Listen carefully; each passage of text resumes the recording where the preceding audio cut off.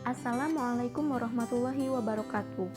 Kami dari kelompok 1 yang terdiri dari saya sendiri, Tita Oktavia, Dwi Rahayu, Gita Sari, Pina Anggiani, dan Yohanita Titin Setiawati. Kami dari program studi administrasi pendidikan semester 5. Sebelumnya, teori pembelajaran merupakan penyedia panduan bagi pengajar untuk membantu siswa didik dalam mengembangkan kognitif, emosional, sosial, fisik, dan spiritual. Pendidikan merupakan salah satu usaha manusia untuk mengembangkan potensi-potensi tersebut serta sesuai dengan nilai-nilai yang ada dalam masyarakat ataupun budaya. Dalam proses belajar mengajar di sekolah, pada umumnya siswa hanya mengharapkan informasi dari guru tanpa berusaha untuk mencari informasi dan pengalaman belajar sendiri. Padahal, jika guru dan siswa mencoba menerapkan metode belajar penemuan atau discovery learning, maka akan lebih meningkatkan daya kreativitas serta daya nalar siswa, sehingga memiliki rasa ingin tahu yang tinggi untuk mengeksplorasi dan belajar sendiri, serta pengetahuan siswa akan tersimpan lebih lama dalam memori otaknya. Maka, kami akan membahas mengenai teori yang berkaitan dengan belajar penemuan atau discovery of learning oleh Jerome Seymour Brunner. Jerome Seymour Brunner adalah seorang ahli psikologi perkembangan dan ahli psikologi belajar kognitif. Brunner juga dikenal sebagai tokoh reformasi pendidikan karena ia mampu mengubah haluan dari yang biasa menggunakan teori behavioristik di dalam belajar berubah menjadi kognitif. Brunner telah mempelopori aliran psikologi kognitif yang memberi dorongan agar pendidikan memberikan perhatian pada pentingnya perkembangan berpikir. Dasar pemikiran teorinya memandang bahwa manusia sebagai pemroses, pemikir, dan pencipta informasi. Menurutnya, belajar merupakan suatu proses aktif yang memungkinkan manusia untuk menemukan hal-hal baru di luar informasi yang diberikan kepada dirinya. Karena belajar bermakna hanya dapat terjadi melalui belajar penemuan atau discovery learning. Pengetahuan yang diperoleh melalui belajar penemuan akan bertahan lama dan mempunyai efek transfer yang lebih baik. Karena dengan belajar penemuan dapat meningkatkan penalaran dan kemampuan berpikir secara bebas, serta melatih keterampilan-keterampilan kognitif untuk menemukan dan memecahkan berbagai masalah. Misalnya, seorang siswa yang diberi materi pelajaran oleh gurunya dengan cara diskusi interaktif akan lebih diingat siswa daripada dengan metode ceramah. Adapun lebih jelasnya akan dibahas pada bagian penerapan teori ini nanti. Selanjutnya yaitu tahapan proses internalisasi belajar atau proses belajar agar terjadi secara maksimal. Pertama, yaitu tahap enaktif. Dalam tahap ini, penyajian yang dilakukan melalui tindakan anak secara langsung terlibat dalam memanipulasi atau mengotak-atik objek. Pada tahap ini, anak belajar suatu pengetahuan di mana pengetahuan itu dipelajari secara aktif dengan menggunakan benda-benda konkret atau menggunakan situasi yang nyata. Misalnya, membedakan bentuk-bentuk bangun ruang. Siswa akan lebih paham jika praktek langsung membuatnya dari kertas karton misalnya. Yang kedua yaitu tahap ikonik. Pengetahuan diwujudkan dalam bentuk bayangan visual, gambar, atau diagram yang menggambarkan kegiatan konkret atau situasi konkret yang terdapat pada tahap enaktif. Bahasa menjadi lebih penting sebagai suatu media berpikir. Misalnya, guru menampilkan video dokumenter tentang sejarah Indonesia, lalu siswa ditugaskan untuk menarasikan kembali. Selanjutnya yaitu tahap simbolik. Pembelajaran direpresentasikan dalam bentuk simbol-simbol abstrak. Misalnya, ketika siswa ditugaskan untuk mengerjakan soal matematika dari rumus yang telah dibahas sebelumnya. Selanjutnya yaitu ciri-ciri teori belajar penemuan yang dilihat dari 4 tema tentang pendidikan. Yang pertama yaitu arti penting struktur ilmu pengetahuan. Struktur ilmu pengetahuan adalah seperangkat pertanyaan kunci dan metode penelitian yang akan membantu memperoleh jawabannya, serta berbagai fakta, konsep, generalisasi, dan teori yang memiliki karakteristik khas dan akan membawa peserta didik untuk memahami ide pokok dari suatu pelajaran yang bersangkutan. Tema kedua yaitu kesiapan atau readiness. Menurut Brunner, kesiapan terdiri atas penguasaan keterampilan-keterampilan yang lebih sederhana yang dapat mengizinkan seseorang untuk mencapai keterampilan-keterampilan yang lebih tinggi, di mana kesiapan dapat dicapai dengan memberikan kesempatan bagi para peserta didik untuk membangun pengetahuan yang lebih luas dengan metode belajar yang tepat atau sudah disiapkan supaya peserta didik termotivasi untuk mengembangkannya. Tema ketiga menekankan pada nilai intuisi dalam proses pendidikan. Dengan intuisi, teknik-teknik intelektual untuk sampai pada formulasi-formulasi teraktif dapat diketahui tanpa langkah-langkah analisis. Sedangkan tema keempat yaitu motivasi atau keinginan untuk belajar dan cara-cara guru untuk merangsang motivasi itu. Pengalaman-pengalaman pendidikan yang memotivasi ialah pengalaman-pengalaman di mana para peserta didik berpartisipasi secara aktif dalam menghadapi alamnya. Menurut Brunner, pengalaman belajar seperti ini dapat dicontohkan oleh pengalaman belajar penemuan. Maka peserta didik akan termotivasi lagi untuk mempelajarinya. Berikutnya, saya Pina Anggiani akan melanjutkan pemaparan mengenai ciri-ciri teori belajar Brunner. Ciri-ciri yang kedua yaitu model dan kategori teori belajar Brunner.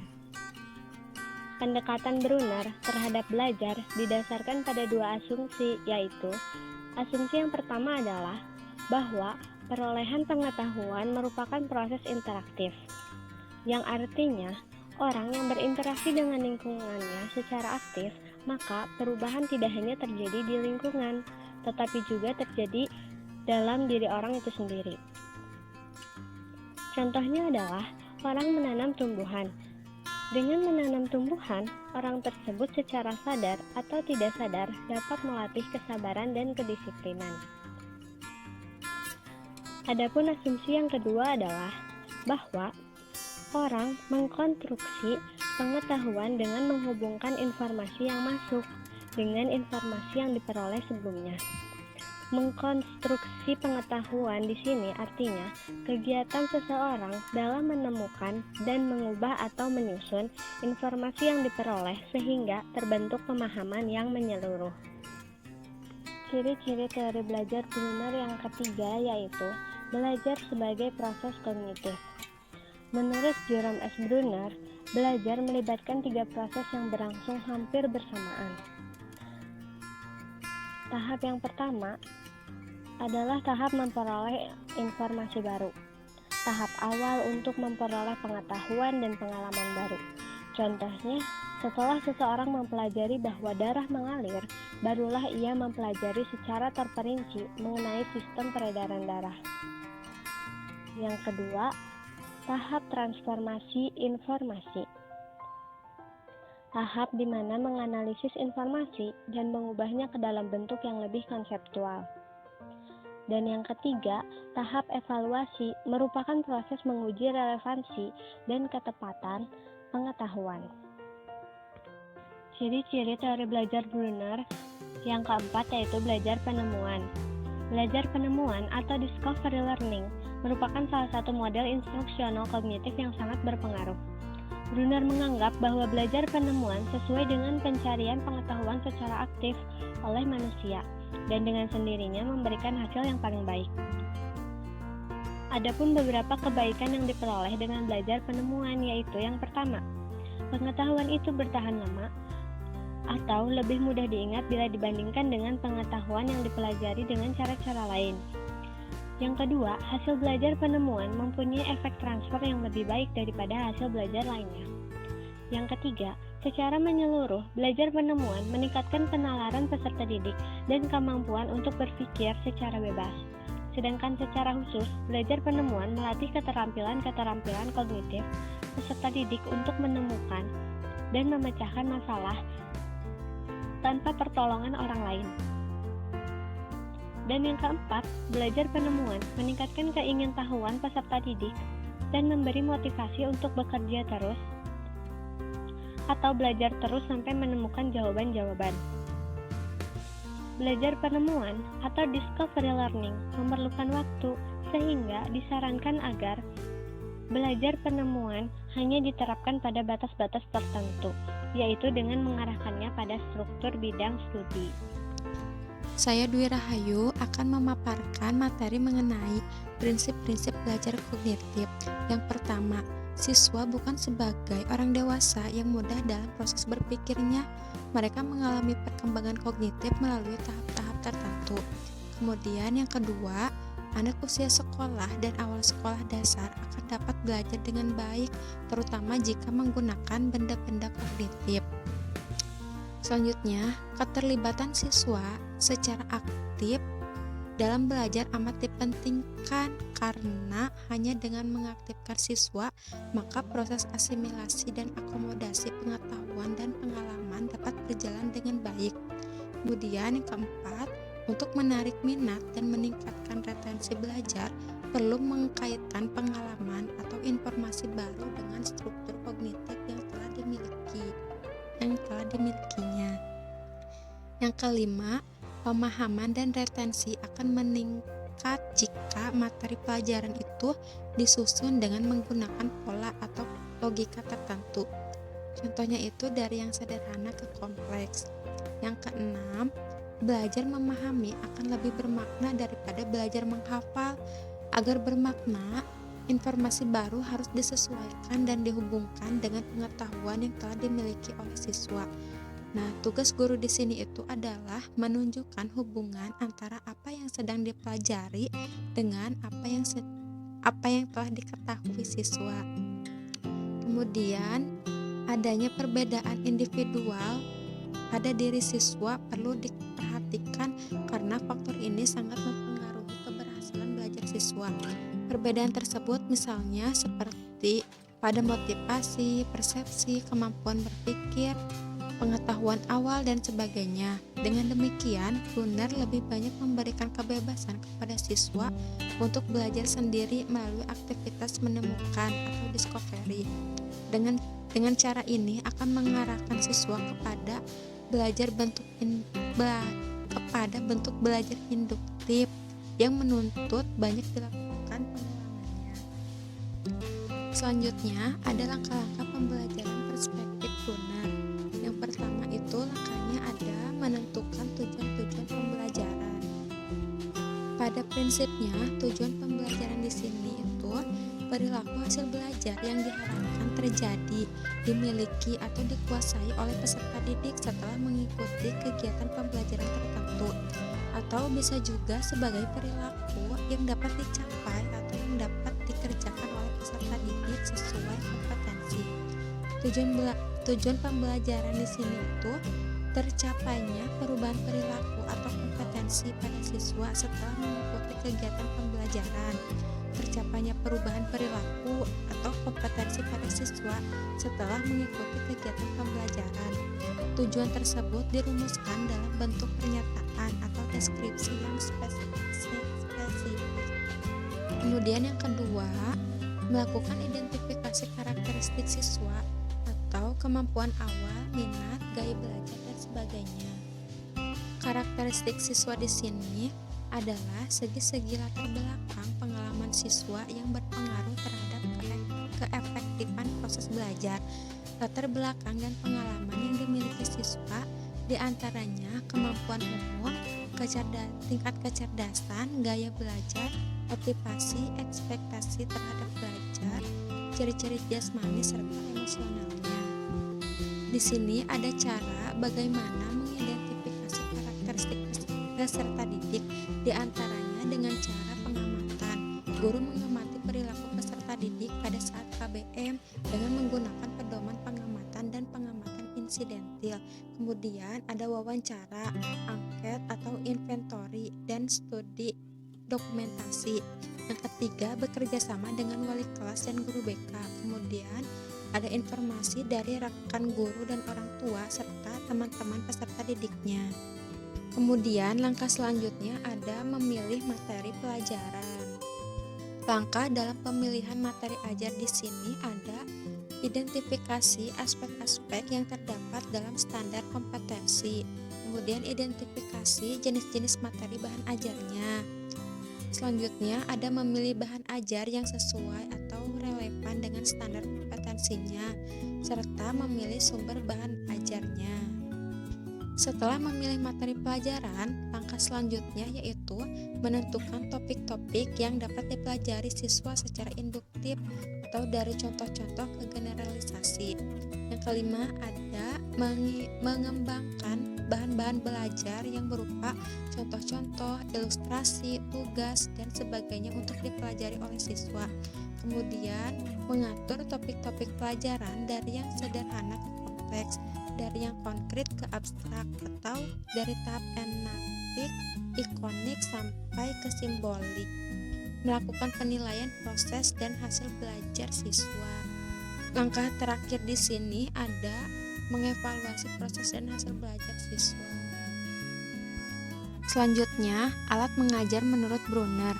Brunner membagi alat instruksional dalam 4 macam menurut fungsinya, antara lain yang pertama itu alat untuk menyampaikan pengalaman, Pickaurus, atau sebagai pengganti pengalaman yang langsung, yaitu menyajikan bahan yang sedianya tidak dapat mereka peroleh secara langsung di sekolah. Hal ini dapat dilakukan melalui film, TV, rekaman suara, dan sebagainya. Kemudian yang kedua, alat model yang dapat memberikan pengertian tentang struktur atau prinsip suatu gejala, misalnya itu model molekul dan model bangun ruang. Yang ketiga, alat dramatisasi, yakni mendramatisasikan sejarah suatu peristiwa atau tokoh film tentang alam untuk memberikan pengertian tentang suatu ide atau gejala. Yang terakhir ada alat automatisasi, seperti teaching machine atau pelajaran berprogram yang menyajikan suatu masalah dalam urutan teratur dan memberikan balikan atau feedback tentang respon siswa. Telah banyak alat-alat yang tersedia bagi guru, namun yang penting adalah bagaimana menggunakan alat-alat itu sebagai suatu sistem yang terintegrasi. Berikutnya, saya Yohanita akan memaparkan mengenai implikasi dan penerapan teori Brunner dalam proses pembelajaran. Dalam proses pembelajaran teori discovery yang dihasilkan oleh Brunner dapat memberikan masukan yang sangat besar bagi perkembangan ranah kognitif siswa. Ranah kognitif siswa sendiri memiliki ketergantungan terhadap informasi-informasi yang diperoleh oleh siswa tersebut. Semakin banyak informasi yang diserap dan ditemukan oleh siswa, maka dapat membuat siswa itu lebih mampu untuk dianalisa dengan baik. Maka semakin besar pula ranah kognitif yang ditemukan dalam diri siswa tersebut. Sebaliknya, semakin kecil ruang lingkup informasi yang ditemukan oleh siswa, maka semakin kecil pula kemungkinan ranah kognitif itu dapat berproses dalam diri peserta didik tersebut. Jadi secara garis besar, proses pengembangan ranah kognitif seseorang itu dapat diperoleh melalui banyak strategi, baik secara real, pemecahan masalah, penugasan, ataupun juga dengan salah satu cara strategi inquiry. Berikutnya, dalam proses pembelajaran discovery Brunner, siswa itu diberi kebebasan atau kesempatan untuk menyelidiki, baik secara perorangan atau kelompok, yang berada dalam bentuk tanya jawab dengan guru dan teman-teman di dalam kelas, untuk menyelesaikan dan memecahkan masalah yang diberikan oleh guru. Dengan demikian terlihat bahwa peranan guru di sini adalah sebagai fasilitator. Di sini guru itu tidak begitu mengendalikan proses pembelajaran. Beberapa contoh peranan guru dalam teori ini antara lain yang pertama merencanakan pelajaran yang berpusat kepada masalah-masalah yang cocok untuk diketahui oleh siswa. Yang berikutnya menyajikan materi pelajaran yang menjadi dasar bagi siswa untuk belajar untuk memecahkan masalah secara aktif. Yang ketiga, guru harus memperhatikan 3 hal, yaitu enaktif, ikonik, dan simbolik yang sudah dipaparkan oleh rekan saya sebelumnya. Yang keempat, jika berada dalam laboratorium, guru itu berperan sebagai pembimbing atau tutor. Yang kelima, guru itu berperan untuk menilai hasil belajar siswa dan juga berperan untuk memberikan motivasi dan juga apresiasi kepada siswa kepada hasil yang telah dilakukan oleh siswa. Berikutnya ada contoh aplikasi penerapan teori discovery dalam proses pembelajaran di kelas. Kami mengambil contoh penerapan dalam pembelajaran bahasa Indonesia dengan materi pokok bahasan cerpen dan novel. Menurut Syah, dalam mengaplikasikan discovery learning ini, ada beberapa prosedur yang harus dilaksanakan, antara lain 1. Stimulation atau pemberian rangsangan. Contoh aplikasinya di sini adalah guru bertanya kepada siswa, apakah siswa mengetahui pernah membaca ataupun membeli buku atau cerpen, kemudian juga bertanya mengenai genre apa yang disukai oleh siswa ataupun juga siapa penulis yang sangat disukai oleh siswa. Itu dapat menimbulkan pertanyaan pada siswa dan mulai menyelidiki. Yang kedua ada problem statement atau identifikasi masalah. Di sini guru mulai bertanya kepada siswa mengenai pokok bahasan dan masalah yang akan mereka bahas di dalam kelas. Seperti mulai bertanya kepada siswa, apakah siswa mengetahui perbedaan kedua sastra tersebut, strukturnya, dan bertanya mengenai bagaimana struktur dari kedua sastra tersebut, sehingga siswa mulai menganalisis dan membentuk hipotesis dari pertanyaan tersebut. Yang ketiga ada data collection atau pengumpulan data. Contoh aplikasinya di sini guru mulai membentuk beberapa kelompok dalam kelas tersebut dan guru mulai meminta siswa untuk membaca literatur mengenai cerpen dan novel dan mencari informasi mengenai pengertian, ciri-ciri, struktur, perbedaan dari novel dan cerpen beserta mencari contohnya masing-masing. Nah, untuk yang keempat ada data processing atau pengolahan data. Contoh aplikasinya di sini adalah setelah kelompok membaca literatur mengenai cerpen dan novel, berikutnya guru memerintahkan siswa untuk berdiskusi di dalam kelompoknya dan menganalisis ciri-ciri dan struktur cerpen dan novel dari contoh yang mereka dapatkan sebelumnya dianalisis. Untuk yang kelima ada verification, pembuktian. Pada tahap ini contoh aplikasinya adalah setelah diskusi, guru meminta setiap kelompok untuk memaparkan hasil analisis dan diskusi kelompoknya di depan kelas. Dengan begitu, setiap siswa akan mengetahui hasil diskusi setiap orang. Setelah pemaparan juga, siswa membuka sesi pertanyaan yang merupakan salah satu cara untuk memastikan dan membuktikan pembenaran dari hipotesis mengenai analisisnya. Yang keenam ada generalization atau menarik kesimpulan atau generalisasi. Contoh aplikasinya di sini adalah guru meminta beberapa siswa bertanya kepada siswa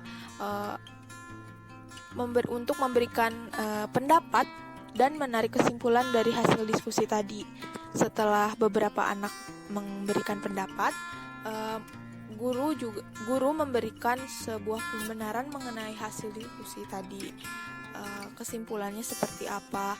Kemudian juga guru memberi saran kepada siswa dan juga selanjutnya guru memberikan tugas untuk membuat sebuah cerpen kepada siswa. Di sini saya Gita Sari Kusumastuti akan sedikit memaparkan mengenai kelebihan dan kekurangan teori Brunner dan juga cara mengatasi kelemahan metode discovery. Seperti teori-teori yang lain, teori Brunner juga memiliki kelebihan dan kekurangan. Kelebihan teori Brunner yaitu belajar penemuan dapat digunakan untuk menguji apakah belajar sudah bermakna. Pengetahuan yang diperoleh dari belajar akan tertinggal lama dan mudah diingat, serta penggunaan belajar penemuan mungkin mempunyai pengaruh dalam menciptakan motivasi belajar dan meningkatkan penalaran dari belajar untuk kemampuan berpikir secara bebas. Selanjutnya ada kekurangan teori Brunner. Teori belajar ini menuntut peserta didik untuk memiliki kesiapan dan kematangan mental. Peserta didik harus berani dan berkeinginan mengetahui keadaan di sekitarnya. Jika tidak memiliki keberanian dan keinginan, tentu proses belajar akan gagal. Teori belajar seperti ini memakan waktu cukup lama, dan jika kurang terpimpin atau terarah, dapat menyebabkan kekacauan atas materi yang dipelajari. Selanjutnya ada cara mengatasi kelemahan metode discovery. Yang pertama, membentuk kelompok-kelompok kecil yang anggotanya terdiri dari siswa pandai dan siswa kurang pandai, agar siswa yang pandai bisa membimbing siswa yang kurang pandai. Dengan cara ini pula kelemahan kelas besar dalam penggunaan metode ini dapat diatasi. Selanjutnya ada memulai dengan penemuan terbimbing atau terpimpin, yakni adanya bantuan atau petunjuk dari guru. Bantuan guru dapat dimulai dengan mengajukan beberapa pertanyaan dan dengan memberikan informasi secara singkat. Pertanyaan dan informasi tersebut dapat dimuat dalam lembar kerja siswa atau LKS yang lebih dipersiapkan guru sebelum pembelajaran dimulai. Oleh karena itu, dalam tahap pelaksanaan tindakan akan menggunakan metode discovery terpimpin atau terbimbing dengan membentuk menjadi beberapa kelompok kecil dan membimbing siswa dalam menemukan kalimat utama paragraf. Alhamdulillah, terima kasih atas perhatiannya. Semoga bermanfaat. Assalamualaikum warahmatullahi wabarakatuh.